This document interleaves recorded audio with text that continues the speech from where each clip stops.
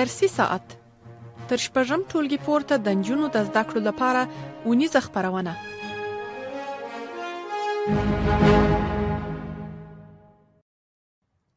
بسم الله الرحمن الرحیم. د الله مهربانه رب په سپېڅلې نامه سلامونه او نیکې هیلې مې ومني. درنو زده کوونکو هیله ده چې روغ او جوړ اوسئ او د صحت جامې به مو په تن وي. تاسو ټولو ته د اتم ټولګي تاریخ مضمون دویم لوست راخلاست وایم په دې هیله چې نن ورځ هم د لوستو راخرینې شیبو را سره ملتیا وکړئ او زموږ او ستاسې د نن ورځې موضوع څخه ګټه واخلئ. نن مو موضوع د افغانستان حالت د امویانو په دوره کې دویم لوست 5 څخه تر 8 پاڼې پورې دی. نو درنو زده کوونکو تاسې هم د تل په څېر بیا هم د ځان سره قلم او کتابچه واخلئ. یو ځل بیا یادونه کوم چې د لوست د مهمو ټکو څخه تاسو نوټ واخلئ تر څو وروسته وکولی شئ پر هغه باندې تکرار وکړئ او لوست په ښه شکل سره تاسې زده کړئ. زموږ او ستاسې تېر لوست چې و هغه افغانستان ته د اسلام د راتګ په هکله و. دا چې افغانستان ته اسلام څه ډول او په کوم کال کې راځي، د دې ترڅنګ د افغانستان اوضاع د اسلام څخه مخکې څه ډول وه او د افغانستان اوضاع د اسلام د څرګندېدو پر مهال د هغه څخه وروسته په څه ډول وه، اسلام څه ډول د کومو کسانو لخوا خپرېږي، لومړۍ کومې سیمې مثلا لومړی کوم د افغانستان کومې سیمې ته اسلام را رسیږي او د هغه ځای خلک مسلمان کیږي. د دې ټولو موضوعاتو اړوند موږ او تاسې په تېر لوست کې معلومات لاسته راوړه او د لوست په پای کې موږ او تاسې کورنۍ دنده درلوده. کورنۍ دنده مو څلورو پوښتنو ته جواب پیدا کول وه او د دې ترڅنګ د همهغه پوښتنو زده کړه وه، د هغه جوابونه زده کړه وه او د دې ترڅنګ دا هم و چې تاسې خپل تېر لوست په مکمل شکل سره زده کړئ. پوښتنې مو اول دا وې چې د اسلام د راتګ پر مهال زموږ د هېواد په شمالي او لویدیځو برخو کې کوم قومونه واکمن وه. د هغو ادیانو نومونه واخلئ چې د هغه د اسلام څخه مخکې زموږ په هېواد کې دود وه او بل دا چې ستاسو په نظر زموږ په هېواد کې ولې خلکو د اسلام څخه هرکلی وکړ. آخري پوښتنه دا چې ولې یو شمېر خلکو د عربو واکمنانو په وړاندې پاڅون وکړ. نو په دې هیله چې دا د څلور سلو پوښتنو ځوابونه ستاسو زده وي، ځکه د دې څرګندوي کوي چې ستاسې په تېر لوست باندې سر ښه خلاص شوی دی او ښه مو زده کړی دی. د نن ورځې زده کړې ته هم تاسې چمتو یاست. نو راځو خپل د نن ورځې درس پیلوو. درس مو د افغانستان حالات د امویانو په دوره کې. اموي کورنۍ د قریشو د قوم څخه. لومړی راځو امویان پېژنو چې خپله اموي کورنۍ څه ډول یو کورنۍ وه. اموي کورنۍ د قریشو د قوم څخه و چې یو څلوېښتم سپوږمیز کال یا 661 زېږدیز کال څخه وروسته دوی اسلامي خلافت ترلاسه کړ او 90 کاله یې په اسلامي نړۍ باندې دوی حکومت وکړ. یعنی تقریبا 90 کاله دی پر اسلامي نړۍ باندې پر اسلامي سیمو باندې دوی خپله واکمني کوله او د دوی حکومت دوام درلودی. د امویانو د واکمني پر مهال باندې اسلام ډېر پرمختګ وکړ. اسلام د نړۍ په ډېرو سیمو کې خپور سو او د اسلام زیاتره سیمې د نړۍ ډېرې سیمې په اسلامي احکامو باندې دوی وپوهېدل او اسلام هغه سیمو ته ورسېدی. د دوی په زمانه کې د افغانستان تقریبا ټولې سیمې د اسلام په رڼا روښانه سولې او د عربو مختلفې قبیلې د جزیرة العرب څخه خراسان یا اوسنی افغانستان ته راکډواله سوه یا افغانستان ته راغلل. د دوی په زمانه کې یعنې تقریبا د افغانستان ټولې سیمې د افغانستان ټول ولایت د اسلام په مبارک دین باندې روښانه سول.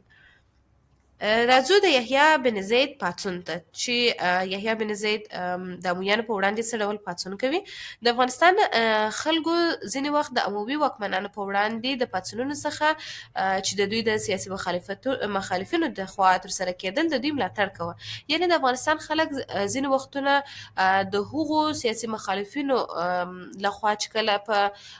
اموي واکمنانو باندې پاڅونونه کېدل دوی د دغه پاڅونونو یا د دغه سیاسي مخالفینو د پاڅون ملاتړ کوي. چې د دغو پاڅونونو څخه یو هم د بني هاشم د کورنۍ د یوه غړي پاڅون و چې هغه یحیی د زید د زوی پاڅون و چې په جوزجان کې رامنځته سو او خپله یحیی بیا په 944 زېږدیز کال کې د خپلو 120 تنه ملګرو سره وژل کیږي. د هغه څخه وروسته بیا ابو مسلم خراساني دی. عبدالرحمن چې ابو مسلم یې لقب و په سلم سپوږمیز او 919 زېږدیز کال کې د جوزجان په سفید نج کې زېږېدلی دی او د زید زوی د یحیی د شهادت څخه وروسته د امویانو پر ضد باندې د پاڅون مشري دی په غاړه اخلي او په 129 سپوږمیز کال کې بیا دی د کوچنی اختر په ورځ په سفید نج کې د امویانو بیرغ راکښته کوي او بیا د عباسیانو تور رنګ بیرغ راپورته کوي او په دې ډول سره بیا د عباسیانو واکمني پیلېږي په دغه سیمه کې چې دی هم د خلکو په مرسته د افغانستان ډېرې هغه ځینې نامتو ښارونه نیسي یو په بل پسې او ابو مسلم په وروستي کې اموي دولت ته ماتې ورکوي او په 1930 سپوږمیز کال یا 1950 زیږدیز کال کې خلافت د عباسیانو ته لیږدوي خو عباسي خلیفه منصور چې هغه د خراسان د خلکو ترمنځ د نفوذ څخه ویره درلوده بالاخره بیا هغه هم په 1930 زیږدیز قمري کال کې یا 1955 زیږدیز کال کې په یو چل سره وژني او ابو مسلم په دې وخت کې 18 کلن راځو امیر پولاد او امیر کروړ ته چې دوی کوم کسان و. امیر پولاد د افغانستان په مرکز کې د غور د امیرانو څخه و چې دی هم هغه وخت چې د واورېدل چې د افغانستان خلک د ابو مسلم خراساني پر شاوخوا باندې راټول سوي دي دی هم په عباسي نهضت کې ګډون کوي او امیر کروړ د امیر پولاد زوی دی دا هم په عباسي پاڅون کې ډېره برخه درلوده او ډېرې زیاتې سیمې یې ونیولې یا ډېرې زیاتې بریاوې یې ترلاسه کړلې. دی چې و د پښتو ژبې یو ډېر پوه یو ډېر لایق او ډېر پوه شاعر هم و او داسې ویل کېږي چې د اسلام د راتګ څخه مخکې لومړنی پښتو حماسي شعر هم ده ویلی دی. دا و درنو زده کوونکو زموږ او ستاسې د نن ورځې درس چې د افغانستان د حالاتو اړوند مو معلومات لاسته راوړل دا چې د امویانو په دوره کې افغانستان څه ډول حالات درلود څه ډول پاڅونونه سوي وو. لومړی موږ په دې لوست کې د اموي کورنۍ په هکله معلومات لاسته راوړل چې اموي کورنۍ د قریشو د قوم څخه وو او دوی 1920 سپوږمیز کال څخه وروسته اسلامي خلافت ترلاسه کړ او نوي کاله دوی واکمني وکړل. د دې ترڅنګ د امویانو د واکمني په مهال کې مو وویل چې اسلام ډېر پرمختګ کوي اسلام د نړۍ په ډېرو سیمو کې خپرېږي او همدارنګه د دوی په زمانه کې د افغانستان تقریبا ټولې سیمې د اسلام په رڼا باندې روښانه کیږي او د عربو مختلفې قبیلې د جزیرة العرب څخه افغانستان ته راځي. په سیمو د یحیی بن زید پاڅون ویل چې په دې وخت کې یا دغه کورنۍ د واکمنۍ په دوره کې د افغانستان ځینې خلک د اموي واکمنانو په وړاندې چې کوم پاڅونونه کېدل د هغو ملاتړ به یې کوي یعنی هغه سیاسي مخالفین چې هغوی د اموي واکمنانو سیاسي مخالفین و او دغه سیاسي مخالفین چې کله د اموي واکمنانو په وړاندې دوی پاڅونونه کول نو د افغانستان خلک زیاتره وختونه د دغه سیاسي مخالفینو د پاڅونونو ملاتړ کوه چې د دغه پاڅونونو څخه مو یو پاڅون ویل چې هغه د بني هاشم د کورنۍ د یو غړي پاڅون و چې هغه غړي یحیی د زید زوی و او دی په دغه پاڅون په جوزجان کې رامنځته سوی و چې بیا یحیی د خپلو 120 تنو ملګرو سره په 1926 سپوږمیز کال کې دی وژل کېږي چې د وژل کېدو څخه وروسته بیا ابو مسلم خراساني راپورته کېږي چې دی هم د نوم عبدالرحمن او ابو مسلم یې لقب و. دی په سلم سپوږمیز کال یا 1919 زیږدیز کال کې د جوزجان په سفید نج کې پیدا شوی دی او د زید د زوی د یحیی د شهادت څخه وروسته دغه د امویانو پر ضد کوم پاڅون کېدی د هم هغه پاڅون مشري دی په غاړه اخلي او دی په 1929 سپوږمیز کال کې د کوچني اختر په ورځ په سفید نج کې د امویانو پر ضد د امویانو بیرغ راکښته کوي او د عباسیانو جنده چې هغه تور رنګ لري هغه پورته کوي چې دی هم د خلکو په مرسته د افغانستان ډېرې نامتو سیمې نیسي په یو بل پسې او ابو مسلم په وروستي کې اموي دولت ته ماتې ورکوي او په 1920 کال کې خلافت د عباسیانو څانګې ته